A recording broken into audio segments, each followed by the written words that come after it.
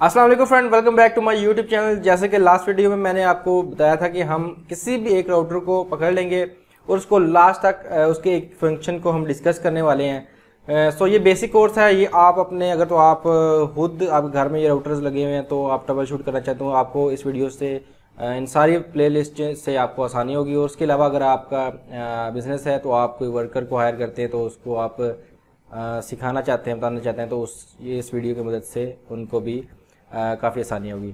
So first of all आपको physically जो router है उसकी लाइट्स होगी, उसकी जो पोर्ट्स हैं बैकएंड पे लगती हैं, इनके फिज़िकली जो नज़र आ रहा है उसके सारे जो फ्यूचर है, एलईडी हो गया, एंटीना के काम करता है, और आपके जो पोर्ट्स हैं वो क्या क्या करती हैं, तो इसको डिस्कस करेंगे। सबसे पहले हम एलईडीज़ को डिस्कस कर लेते हैं।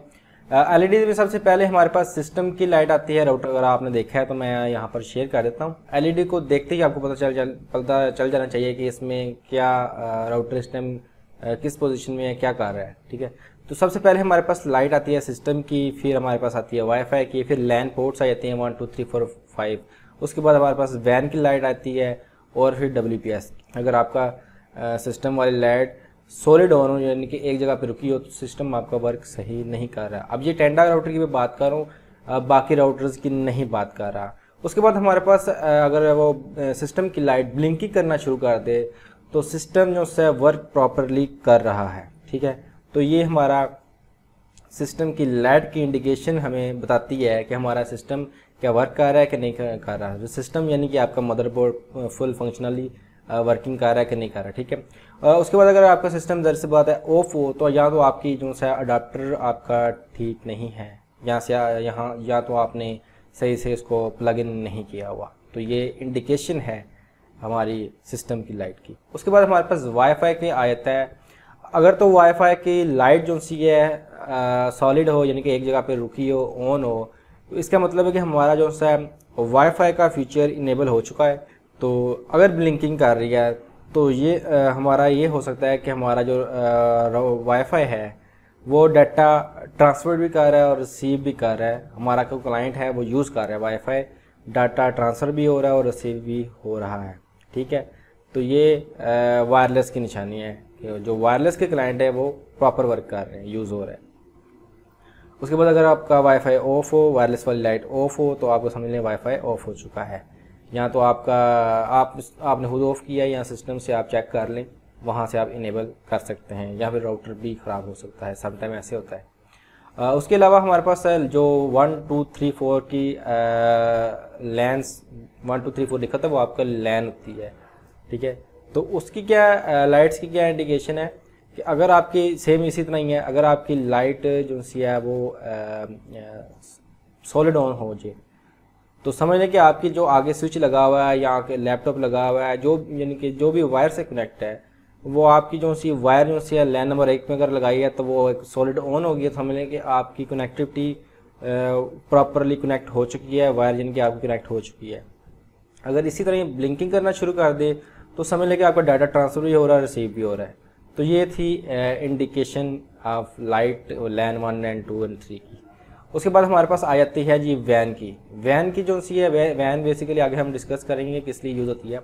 तो वैन की अगर लाइट अगर आपकी आ रही है तो इसका मतलब है कि आगे सॉलिड ऑन हो गई है, एक जगह पे रुक गई है, तो इसका ये मतलब है कि आपकी वैन जो सी है प्रॉपर वर्क कर रही है। अगर ब्लिंकिंग करना शुरू हो गई है तो समझ लें कि आपकी डाटा ट्रांसफ़र भी हो रहा है, रिसीव भी हो रहा है।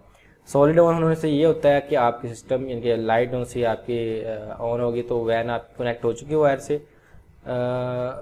वैन यानी कि आपकी प्रॉपरली इथरनेट केबल जो है वैन के साथ कनेक्ट हो चुकी है। अगर तो आपकी जो है सॉलिड ब्लिंकिंग का आ रही है तो इसका मतलब ये है कि डाटा ट्रांसफर एंड रिसीविंग दोनों काम हो रहे हैं। उसके बाद आती है लाइट WPS की। WPS का अगर आपकी लाइट एक जगह पे ऑन है, समझ लो कि आपका WPS जो है वो वर्किंग में आ गया है यानी कि ऑन हो चुका है, उसकी लाइट ऑन है तो समझ लेंगे वो इसका फीचर इनेबल हो चुका है। अगर ब्लिंकिंग कर रहा है तो आपके वायरलेस क्लाइंट के साथ वो कनेक्ट हो चुका है, ये WPS करता है। अगर ऑफ है तो आपका WPS लाइट ऑफ है तो WPS आपका ऑफ है। उसके बाद इसके बैक स्ट्रक्चर की बात कर लेते हैं, जिसमें हमें वैन पोर्ट, लैन पोर्ट, लैट पोर्ट्स और RST के बटन मिलता है और एक पावर की जो सी पोर्ट मिलती है। सो फर्स्ट ऑफ ऑल हम वैन को डिस्कस कर लेते हैं। वैन हमारी होती है इसको वैसे वाइड एरिया नेटवर्क कहते हैं, लेकिन वैन हमारी जो सी यहाँ पर राउटर के बैकएंड पे जो होगी वो हमारे इंटरनेट कनेक्टिविटी के लिए होगी। यानी कि अगर हमने इंटरनेट को रिसीव करवाना है तो वो वैन हम यूज़ करेंगे। इसलिए समझ लें कि ये वैन जो सी हमारी इनपुट है देसी मिसाल में। और उसके बाद अगर 1 2 3 जो हमारी लिखा होता है वो होती है लैन। आपका लैपटॉप हो गया, जो आप वायरलेस अगर वायर से आप लैपटॉप को कनेक्ट करना चाह रहे हैं, कंप्यूटर हो गया, प्रिंटर हो गया या कोई स्विच हो गया, आप इसको लगा सकते हैं उस लैन के। यानी कि आउटपुट के लिए जो राउटर का इंटरनेट आगे प्रोवाइड करने के लिए हम यहाँ लैन का यूज़ करते हैं।